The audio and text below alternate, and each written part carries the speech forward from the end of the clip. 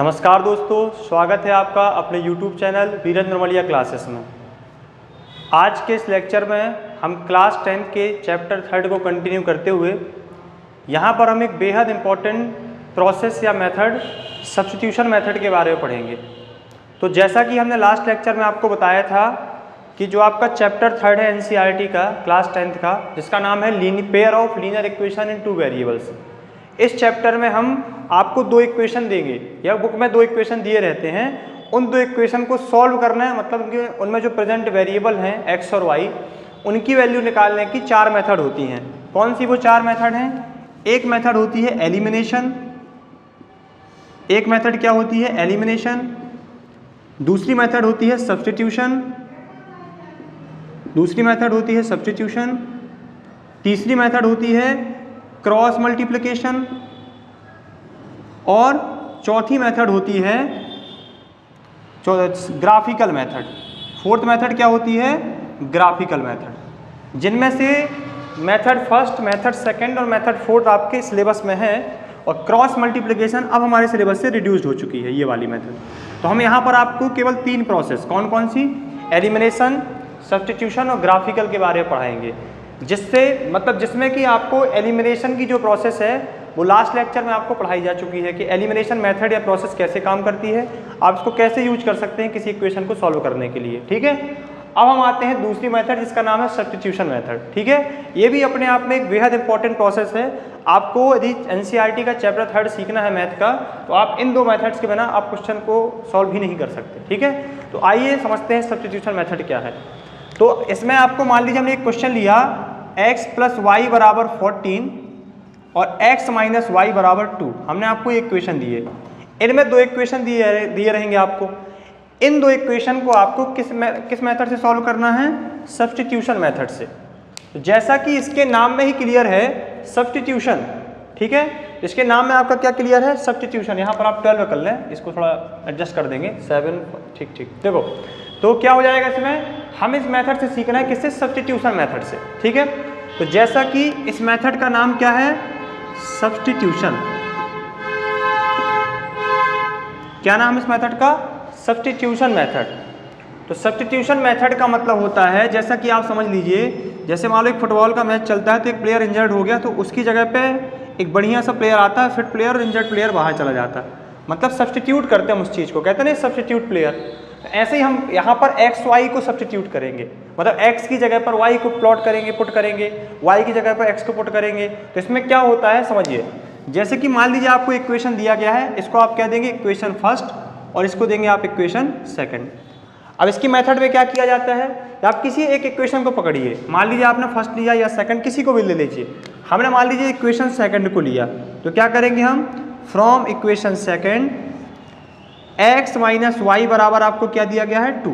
ठीक है, अब आप यहाँ से x या y की वैल्यू निकालिए, x या y की। मतलब जैसे x की निकालना तो y को यहाँ भेजना पड़ेगा, y की निकालनी तो x को यहाँ भेजना पड़ेगा।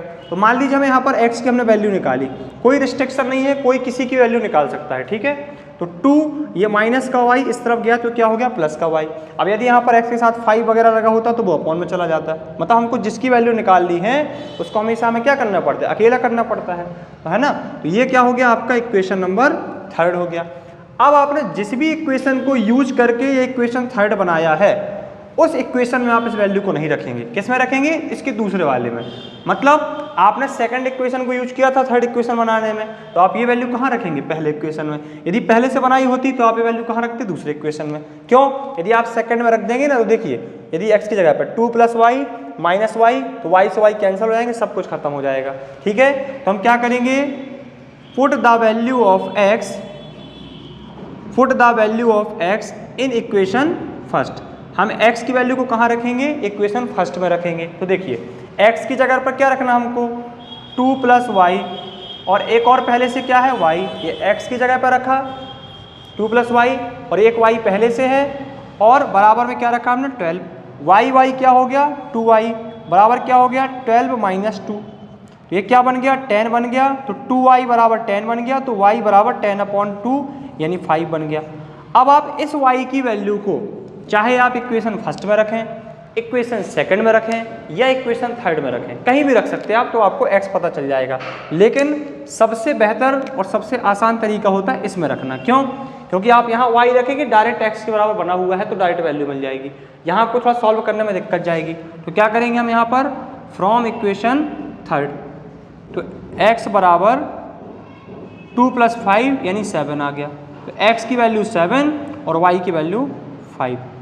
अब हमको मान लीजिए चेक करना कि हमारा आंसर गलत तो नहीं हो गया, तो आप ये x y की वैल्यू यहाँ रखें दोनों जगह, क्वेश्चन हमारा सेटिस्फाई करेगा। देखिए x 7 y 5, 7 5 कितना होता है 12, x 7 y 5, 7 में से 5 गए, आंसर आया 2। मतलब ये चेक भी हो गया हमारा कि आंसर। आप इसको एग्जाम में इस मेथड को यूज कर सकते हैं चेक वाला, कि आपको वहाँ आंसर शीट तो रहती नहीं है, तो आप चेक कर सकते हैं कहीं हम गलत तो नहीं कर गए। ठीक है, तो ये हो गई सब्स्टिट्यूशन मेथड। अब मेथड का जो बेसिक है वो यही है, इसके अलावा इस मेथड में कुछ भी बेसिक नहीं है। लेकिन कभी कभी क्या होता है इसमें क्वेश्चन थोड़ा एडवांस बनाए जाते हैं। जैसे कि मान लीजिए हम आपको एक क्वेश्चन, मान लीजिए देखिए क्वेश्चन बताते हैं, आप इनको घर में यूज करना लगाना है इसको। ठीक है, जैसे मान लीजिए क्वेश्चन कैसे आते हैं, अब क्वेश्चन को ऐसे टफ बना देगा, 2x + 3y बराबर कुछ वैल्यू आपको दे देगा। 2x + 3y बराबर मान लीजिए आपको वैल्यू दे दी हमने 7 और एक आपको दे दी हमने 2x - y, तो यहाँ हमने आपको दे दिया 3, ये आ जाएगा मान लीजिए। अब इसको सॉल्व करना, इसको सॉल्व करने में क्या होगी, थोड़ा सा अपॉन वगैरह में वैल्यू जाएंगी, थोड़ा कैलकुलेशन बढ़ जाएगी, बस ये होता है। बाकी जो कॉन्सेप्ट है वो वही है, कॉन्सेप्ट थोड़ी ना हट जाएंगे, कॉन्सेप्ट जो होते हैं वही रहेंगे। जैसे इसको भी हम सॉल्व करके दिखाते हैं। ठीक है, आप वीडियो को पॉज करके इसको नोट कर सकते हैं। ठीक है, तो देखिए जैसे सेकंड क्वेश्चन आया, इसको भी हमें मान लीजिए सब्स्टिट्यूशन से सॉल्व करना है, तो कैसे करेंगे देखिए। हमारा पहला काम क्या है, इक्वेशन की नेमिंग करना, एक इक्वेशन फर्स्ट और ये इक्वेशन सेकंड। तो देखिए मान लीजिए हमें क्या करना है, यहाँ y की वैल्यू निकाल ली। आप ये देखा करिए कि कौन सा इक्वेशन आसान है दिखने में, ये वाला थोड़ा सरल लग रहा है, थोड़ा डिफिकल्ट है, तो हमने इक्वेशन सेकंड को फिर यहाँ यूज किया। क्या लिखेंगे हम, from equation second 2x - y बराबर 3। और आप कहती बेसिक्स अच्छे हैं ना कि प्लस माइनस क्या होता, अपॉन में वैल्यू कैसे जाती, ब्रैकेट कहाँ खोलना है, पहले ब्रैकेट को सॉल्व करना है, मल्टी डिवाइड क्या होता है, ये सब आपको यदि बेसिक्स आपके अच्छे हैं तो ये मेथड आपके लिए एक ही क्वेश्चन में सीख जाएंगे आप इसको। ठीक है, यदि आपके बेसिक्स क्लियर नहीं है तो बड़ी दिक्कत जाती है इनको सीखने में। ठीक है, तो देखें 2x - y बराबर 3 है, तो देखिए 2x बराबर क्या हो जाएगा 3 + y, और x बराबर क्या हो जाएगा 3 + y डिवाइडेड बाई 2। ये क्या बन गया, इक्वेशन नंबर थर्ड। हमने आपको क्या बताया था कि जिस भी इक्वेशन को आपने यूज किया वैल्यू आप उस इक्वेशन में नहीं रखेंगे, आपने सेकंड को यूज किया तो आप फर्स्ट में रखेंगे।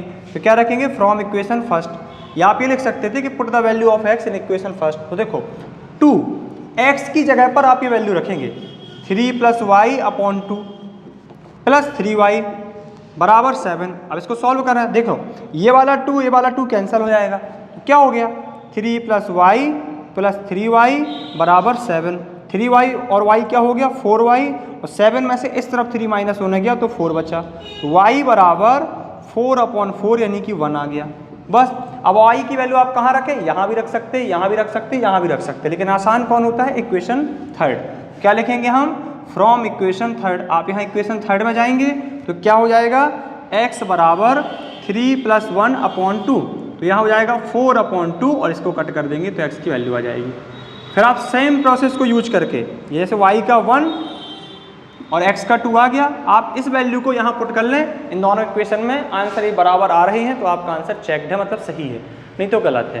तो यहाँ पर हमने आपको क्या सब्स्टिट्यूशन मेथड सिखाई, मतलब एलिमिनेशन लास्ट लेक्चर में हो गई थी, ये सब्स्टिट्यूशन हो गई। इसके बाद नेक्स्ट लेक्चर में आपको ग्राफिकल मेथड समझाएंगे, और भी जो चैप्टर थर्ड में कुछ कॉन्सेप्ट होते हैं, वर्ड प्रॉब्लम्स हैं, वो आगे आपको इसी लेक्चर में प्रोवाइड कराते रहेंगे। ठीक है, तो आई थिंक आपको लेक्चर बहुत अच्छा लगा होगा। यदि आपको ये लेक्चर अच्छा लगा हो तो चैनल को सब्सक्राइब और वीडियो को लाइक और शेयर करें। धन्यवाद।